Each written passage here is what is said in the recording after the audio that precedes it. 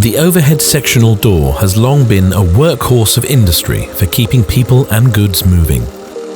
In fact, its design has changed little in more than 60 years. These doors typically use steel wires for lifting and are balanced with springs, which can result in high wear and tear, costly repairs, and even unplanned downtime. After 60 years, it's time to open new doors.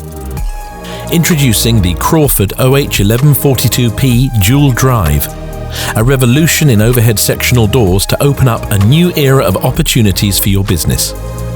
Designed for docking applications, the Crawford OH1142P runs on our innovative new Dual Drive technology, with state-of-the-art dual drive motors that eliminate the need for any springs, wires, or balancing systems.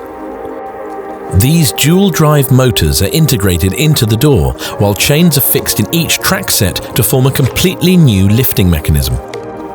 Meaning the Crawford OH1142P Dual Drive simply runs faster, smoother, and more reliably than standard overhead sectional doors, helping you optimize your operations, reduce your costs, and improve your working conditions.